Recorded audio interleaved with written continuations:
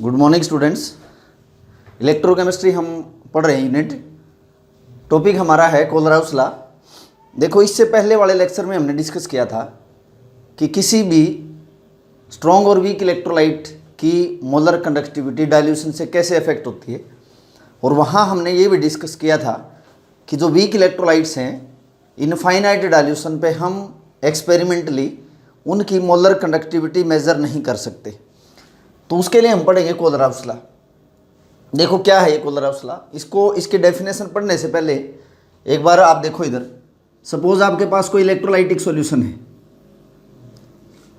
You have an electrolytic solution. अब electrolyte में क्या होंगे, आयंस होते हैं बहुत सारे। इलेक्ट्रोलाइट में बहुत सारे क्या होंगे, आयंस होंगे। Suppose you have an electrolytic solution having the ions in electrolytic solution.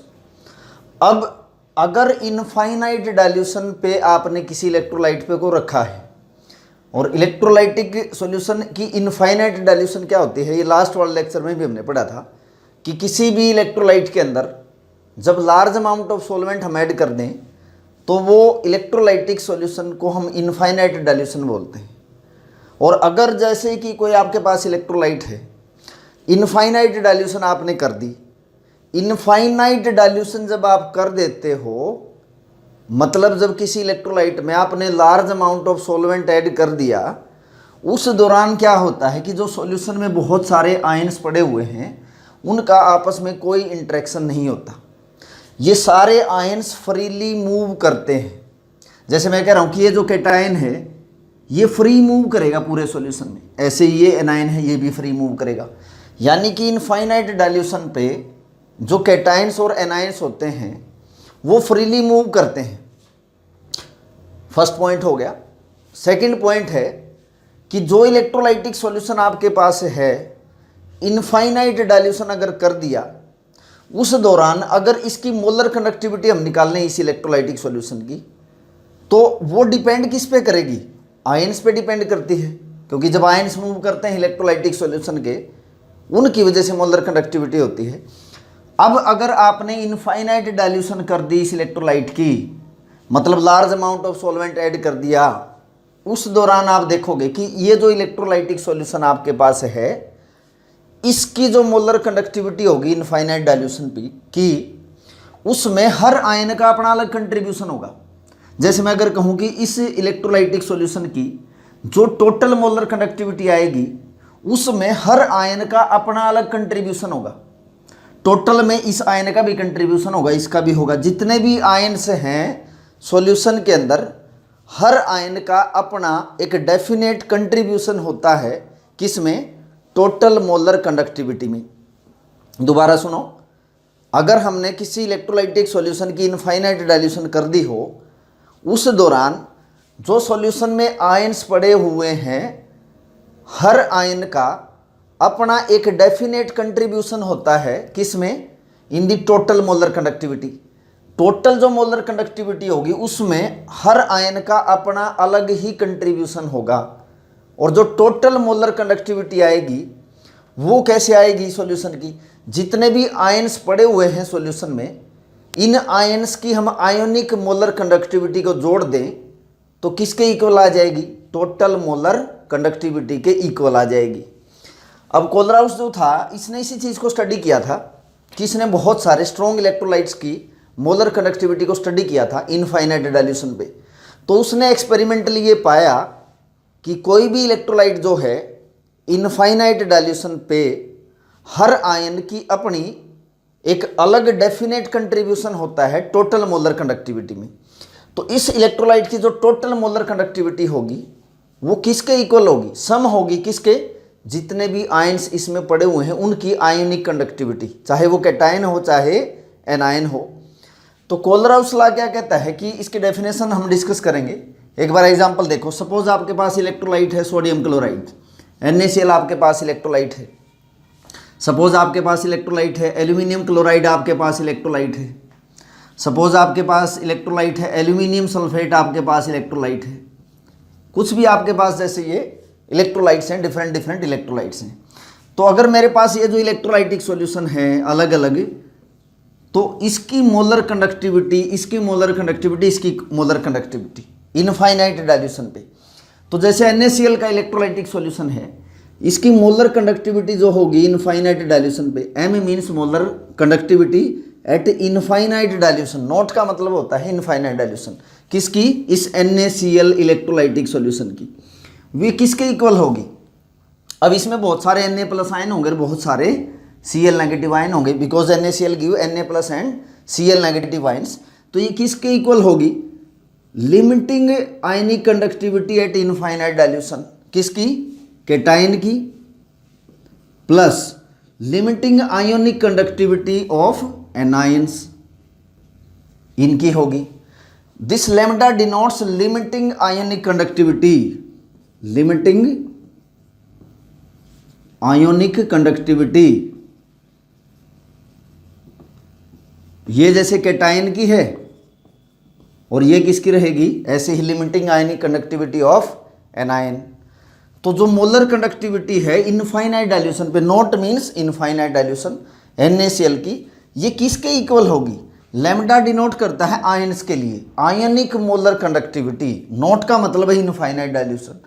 तो Na प्लस जो आयन्स रहेंगे सॉल्यूशन में, उनकी ionic conductivity, limiting molar conductivity, plus limiting molar conductivity, limiting ionic conductivity of Cl negative ions. ऐसे ही aluminium chloride के लिए देखोगे कि जो लिमिटिंग मोलर कंडक्टिविटी है AlCl3 की, जो आपके पास इलेक्ट्रोलाइट है, ये किसके इक्वल होगी, lambda note of Al3 plus ion, plus, क्योंकि देखो अब जो AlCl3 है जब ये डिकम्पोज होगा तो इसमें एक एल्यूमिनियम आयन मिलेगा और 3 इसमें Cl नेगेटिव आयन्स मिलेंगे। तो इसमें मैं यहाँ पे देखूंगा कि 1 मोल में 3 मोल Cl नेगेटिव आयन ही देगा, तो 3 से मल्टीप्लाई मैं इसको करूँगा, 3 times the lambda note of Cl negative ions. 3 से मल्टीप्लाई क्यों किया लिमिटिंग आयनिक कंडक्टिविटी को, बिकॉज 1 मोल में 3 मोल Cl नेगेटिव मिलेंगे। नेक्स्ट देखो आपके पास ये इलेक्ट्रोलाइटिक सॉल्यूशन है, अगर इसकी इनफाइनाइट डाइल्यूशन पे मैं मोलर कंडक्टिविटी लिखूंगा एल्यूमिनियम सल्फेट की, तो मैं इसको कैसे लिखूंगा, मैं इसको लिखूंगा कि जो लिमिटिंग आयनिक कंडक्टिविटी है किसकी, एल्यूमिनियम आयन की, मैं इसको 2 से मल्टीप्लाई करूंगा, क्योंकि इस फार्मूले में आप देखोगे there are 2 aluminium ions, plus 3 times the limiting ionic conductivity of sulphate ions. 3 times क्यों लिखा, क्योंकि फार्मूले में 3 है। तो अब आप इसको डिफाइन कर सकते हो कि आप देखोगे किसी भी इलेक्ट्रोलाइटिक सॉल्यूशन के लिए, जैसे आपके पास ये इलेक्ट्रोलाइटिक सॉल्यूशन है, इस इलेक्ट्रोलाइटिक सॉल्यूशन को आप देखो कि जो मोलर कंडक्टिविटी है इनफाइनाइट डाइल्यूशन की इस इलेक्ट्रोलाइट की, किसके इक्वल है, limiting ionic conductivity of cation plus limiting ionic conductivity of anion. इसमें भी ऐसे ही है, molar conductivity of aluminium sulphate, limiting ionic conductivity of cation plus limiting ionic conductivity of anion, और केटायन और एनायन को मैंने किसी नंबर से मल्टीप्लाई कर रखा है। ये नंबर क्या है, ये नंबर हमें ये बताता है कि जो 1 मोल इलेक्ट्रोलाइटिक सॉल्यूशन है उसमें वो कितने आयन्स देगा, कि जैसे एल्यूमिनियम सल्फेट है, अगर ये डिकम्पोज होगा तो 2 एल्यूमिनियम आयन्स देगा और 3 इसमें सल्फेट आयन्स प्रेजेंट होंगे। तो अब आप इसको डिफाइन कर सकते हो। डिफाइन कैसे करोगे, limiting molar conductivity of an electrolytic solution, जैसे ये है, limiting molar conductivity of an electrolytic solution is equal to sum of limiting ionic conductivity of cation and anion, each ion multiplied by some number which is equal to number of ions given by 1 formula unit. एक formula unit में कितने ions होते हैं वो उसी number से हम इसको मल्टीप्लाई करते हैं। तो अब हम इसको डिफाइन कर सकते हैं कोलराउस लॉ को। तो कोलराउस लॉ को कैसे डिफाइन करेंगे, it is defined as limiting molar conductivity किसकी, किसी भी इलेक्ट्रोलाइटिक सॉल्यूशन की। And what is meaning of limiting, infinite dilution पे limiting molar conductivity of electrolytic solution is equal to the sum of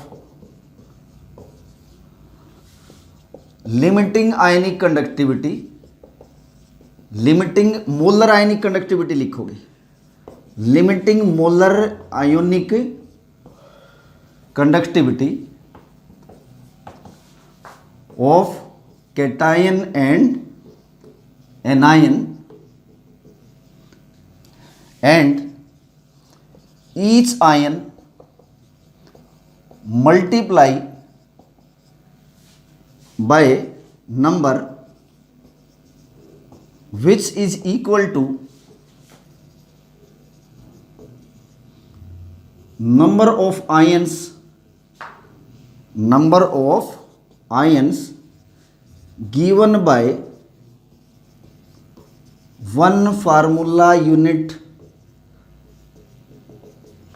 of electrolyte. तो बेटा ये इसकी definition है, बहुत इंपॉर्टेंट है, एग्जाम में मोस्टली पूछी जाती है। आप देखोगे एक बार, जैसे ये आपके पास इलेक्ट्रोलाइटिक सॉल्यूशन है, तो लिमिटिंग का मतलब होता है infinite dilution. Limiting molar conductivity किसकी? इलेक्ट्रोलाइटिक सॉल्यूशन की। किसके इक्वल है? आप देखोगे जैसे इलेक्ट्रोलाइट है आपके पास, किसके इक्वल है? Equal to the sum of limiting molar ionic conductivity. ये आयनिक कंडक्टिविटी है किसकी? कैटायन की और एनायन की। Of cation and anion and each ion multiplied by number, हर आयन को हमने किसी नंबर से मल्टीप्लाई किया है, which is equal to number of ions given by one formula unit of electrolyte. This is the definition of Kohlrausch law. तो किसी भी इलेक्ट्रोलाइटिक सॉल्यूशन की जो मोलर कंडक्टिविटी होगी इनफाइनाइट डाइल्यूशन की, वो सम होगी कैटायन और एनायन की मोलर आयनिक कंडक्टिविटी के, और हर आयन को किसी नंबर से हम मल्टीप्लाई करते हैं। जो नंबर होता क्या है? एक मॉलिक्यूल जो है इलेक्ट्रोलाइट का, उसमें कितने आयन्स प्रेजेंट होते हैं। तो दिस इज कोलराउस लॉ। अब हम इसके एप्लीकेशन पढ़ेंगे, एप्लीकेशंस ऑफ कोलराउस लॉ।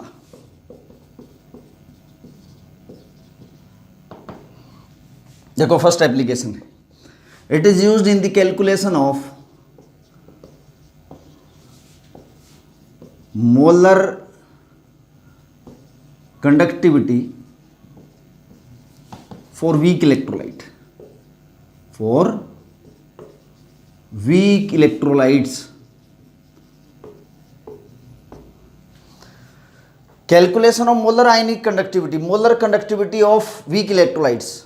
देखो जो पहले हमने टॉपिक पढ़ा था कि एक्सपेरिमेंटली आप स्ट्रॉन्ग इलेक्ट्रोलाइट की इनफाइनाइट डाइल्यूशन पे तो मोलर कंडक्टिविटी मेजर कर सकते हो, बट वीक इलेक्ट्रोलाइट की हम easily molar conductivity infinite dilution पे एक्सपेरिमेंटली नहीं निकाल सकते।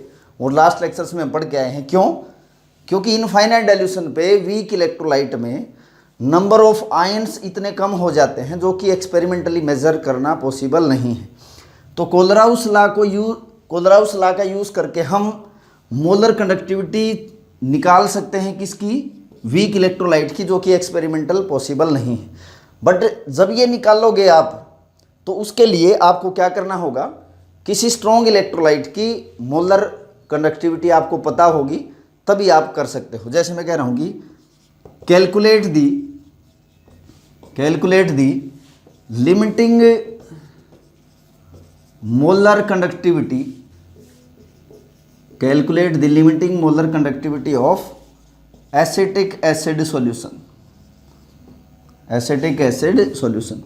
अब जो एसिटिक एसिड है ये वीक इलेक्ट्रोलाइट है, तो इसकी आप मोलर कंडक्टिविटी कैसे मेजर करोगे? उसके लिए आपको कुछ गिवन वैल्यू हैं। जैसे मैं कहूँगा कि मोलर कंडक्टिविटी आपको निकालनी है किसकी? एसिटिक एसिड की, जो कि क्या है? वीक इलेक्ट्रोलाइट है। इसके लिए मैं आपको मोलर कंडक्टिविटी दे देता हूँ। जैसे कुछ कंपाउंड दे दिए, जैसे सोडियम एसीटेट है, इसकी मोलर कंडक्टिविटी मैंने कुछ वैल्यू दे दी, suppose x siemens centimetre square mole inverse, ये यूनिट होते हैं मोलर कंडक्टिविटी की। और एक मैंने वैल्यू दे दी जैसे मोलर कंडक्टिविटी इनफाइनाइट डाइल्यूशन की HCl के लिए, जैसे इसकी दे दी y siemens centimetre square mole inverse, जो कि मोलर कंडक्टिविटी की यूनिट है। तीसरा है मोलर कंडक्टिविटी इनफाइनाइट डाइल्यूशन पे NaCl की दे दी, तो सपोज इसकी Z siemens centimetre square mole inverse. तो आपको इसकी मोलर कंडक्टिविटी निकालनी है जो कि वीक इलेक्ट्रोलाइट है। कैसे निकालोगे? इन सब का यूज़ करके हम निकालेंगे। देखो बेटा, कैसे आप मोलर कंडक्टिविटी निकालोगे वीक इलेक्ट्रोलाइट की? तो अगर हमें मोलर कंडक्टिविटी निकालनी है इनफाइनाइट डाइल्यूशन पे एसिटिक एसिड की, तो हमें वो इलेक्ट्रोलाइट्स देखने हैं जिसमें एसीटेट आयन और H+ आयन होंगे। तो आप देखोगे CH3CO नेगेटिव एसीटेट आयन और H+ आयन किन इलेक्ट्रोलाइट्स में है? आप देखोगे एसीटेट आयन यहाँ प्रेजेंट है, CH3COONA। तो मैं क्या करूँगा, जो लिमिटिंग मोलर कंडक्टिविटी है सोडियम एसीटेट की, इसमें मैं ऐड करूँगा क्या? Limiting molar conductivity of HCl, क्योंकि एसीटेट आयन मेरे को यहाँ से मिले और H+ आयन यहाँ से मिले, Na+ और Cl नेगेटिव इसमें नहीं है। तो मैं क्या करूँगा, माइनस कर दूंगा लिमिटिंग मोलर कंडक्टिविटी किसकी? NaCl की। तो आप देखोगे कि अगर मोलर कंडक्टिविटी सोडियम एसीटेट की आप ऐड कर दो किस में? HCl में, और माइनस कर दो किससे? NaCl, क्योंकि यहाँ जो आयनिक कंडक्टिविटी आएगी Na की वो इससे कैंसिल हो जाएगी, Cl की यहाँ इससे कैंसिल हो जाएगी। तो बच गया क्या? बच गया क्या हमारे पास? एक तो एसीटेट आयन बच गए CH3CO नेगेटिव, और एक यहाँ से H+ आयन बच गए, that is equal to limiting molar conductivity of acetic acid. तो इन आयंस की अगर आपको आयनिक कंडक्टिविटी पता लग जाए तो इनको हम ऐड करके लिमिटिंग मोलर कंडक्टिविटी निकाल सकते हैं किसकी? इस वीक इलेक्ट्रोलाइट की। तो ये थी हमारी फर्स्ट एप्लीकेशन कि किसी भी वीक इलेक्ट्रोलाइट की हम मोलर कंडक्टिविटी निकाल सकते हैं by use of Kohlrausch law. But उसके लिए आपको कुछ और दूसरे इलेक्ट्रोलाइट्स की मोलर कंडक्टिविटी इनफाइनाइट डाइल्यूशन पे अगर पता हो तभी हम निकाल सकते हैं। सेकंड है, it is used in the calculation of degree of dissociation. अब डिग्री ऑफ डिसोसिएशन ये बात किसके ऊपर एप्लीकेबल है? ये है वीक इलेक्ट्रोलाइट्स के लिए। वीक इलेक्ट्रोलाइट्स, क्योंकि स्ट्रॉन्ग इलेक्ट्रोलाइट्स तो पूरी तरह से डिकम्पोज हो जाते हैं, उनका अल्फा तो 1 होता है। तो जो वीक इलेक्ट्रोलाइट है उनका आप डिग्री ऑफ डिसोसिएशन निकाल सकते हो। डिग्री ऑफ डिसोसिएशन को हम अल्फा से निकालते हैं। कैसे निकालेंगे? Molar conductivity at C concentration by molar conductivity at infinite dilution. इन दोनों की रेशो से हम अल्फा निकाल सकते हैं। And what is alpha? किसी भी वीक इलेक्ट्रोलाइट का degree of dissociation. Degree of dissociation क्या होता है? कितने मोल इलेक्ट्रोलाइट डिकम्पोज हो गया आउट ऑफ टोटल मोल। देखो हम क्या करेंगे, ये आपके पास कोई भी इलेक्ट्रोलाइटिक सॉल्यूशन है, सपोज आपके पास एसिटिक एसिड है, इसकी कंसंट्रेशन C है, तो आप इसकी मोलर कंडक्टिविटी मेजर करो पहले, फिर हम क्या करेंगे, इसमें सोलवेंट ऐड करते जाएं, इनफाइनाइट डाइल्यूशन कर दी, क्योंकि इनफाइनाइट डाइल्यूशन के बाद और फर्दर इलेक्ट्रोलाइट आगे टूटता नहीं है। यानी कि इनफाइनाइट डाइल्यूशन पे इस वीक इलेक्ट्रोलाइट का जो डिसोसिएशन है वो मैक्सिमम है। तो हम क्या करेंगे, किसी भी C कंसंट्रेशन पे इस वीक इलेक्ट्रोलाइट की हमने मोलर कंडक्टिविटी मेजर कर ली और फिर हमने उसमें large amount of solvent add कर दिया, इनफाइनाइट डाइल्यूशन कर दी, फिर उसके बाद हम मोलर कंडक्टिविटी उसकी मेजर कर लेंगे, क्योंकि इनफाइनाइट डाइल्यूशन के बाद और वीक इलेक्ट्रोलाइट आगे डिसोसिएट नहीं होगा। तो डिसोसिएशन की मैक्सिमम वैल्यू होगी कब? जब आपने इनफाइनाइट डाइल्यूशन कर दिया हो, वो किसी भी वीक इलेक्ट्रोलाइट की मोलर कंडक्टिविटी इनफाइनाइट डाइल्यूशन पे रहेगी। यानी कि जब आपने मैक्सिमम सॉल्वेंट ऐड कर दिया, इनफाइनाइट डाइल्यूशन कर दी, उसके बाद वीक इलेक्ट्रोलाइट और फर्दर आगे डिसोसिएट नहीं होगा। तो इन दोनों की रेशो से हम क्या निकाल लेंगे, अल्फा निकाल लेंगे। तीसरी एप्लीकेशन है, it is used in the calculation of dissociation constant of weak electrolyte. तो किसी भी वीक इलेक्ट्रोलाइट का आप डिसोसिएशन कांस्टेंट निकाल सकते हो, बट इससे पहले आपको डिग्री ऑफ डिसोसिएशन निकालना पड़ेगा। तो किसी भी वीक इलेक्ट्रोलाइट की डिसोसिएशन कांस्टेंट निकालना है किसी C कंसंट्रेशन पे, तो उसके लिए फार्मूला है आपके पास C∝² 1 minus alpha. And what is alpha? Alpha आपका डिग्री ऑफ डिसोसिएशन है। What is C? C concentration है आपके पास इलेक्ट्रोलाइट की। तो C is the concentration of electrolyte, alpha क्या है आपके पास, डिग्री ऑफ डिसोसिएशन। तो किसी भी वीक इलेक्ट्रोलाइट का आपको डिसोसिएशन कांस्टेंट निकालना है, +1 में पढ़ के आए हम सी कंसंट्रेशन पे, तो ये फार्मूला रहेगा C alpha square 1 minus alpha. जैसे मैं कह रहा हूँ कि अमोनियम हाइड्रोक्साइड है, एसिटिक एसिड है, और भी बहुत सारे वीक इलेक्ट्रोलाइट हैं, ऐसे न्यूमेरिकल इसमें आपको पूछे जा सकते हैं। तो ये 3 एप्लीकेशन आपके पास हैं कि कोलराउस लॉ का यूज़ करके हम एक तो किसी भी वीक इलेक्ट्रोलाइट की मोलर कंडक्टिविटी इनफाइनाइट डाइल्यूशन पे निकाल सकते हैं। सेकंड है कि जो आपके पास वीक इलेक्ट्रोलाइट है उसका डिग्री ऑफ डिसोसिएशन निकाल सकते हैं। उसके लिए हम क्या करेंगे, पहले तो हम किसी भी सी कंसंट्रेशन पे वीक इलेक्ट्रोलाइट की मोलर कंडक्टिविटी निकाल लेंगे और फिर इनफाइनाइट डाइल्यूशन पे करके निकाल लेंगे कोलराउस लॉ का यूज़ करके, तो अल्फा आ जाएगा। अगर अल्फा आ गया तो हम डिसोसिएशन कांस्टेंट निकाल सकते हैं इस फार्मूले से, C alpha square 1 minus alpha, and alpha is degree of dissociation. तो इस ऑर्डर में आपको डिसोसिएशन कांस्टेंट निकालना पड़ेगा, पहले अल्फा निकाल लेंगे फिर उसका डिसोसिएशन कांस्टेंट हम निकाल सकते हैं। तो ये था बेटा आज का हमारा topic, Kohlrausch law and its application. Thank you students.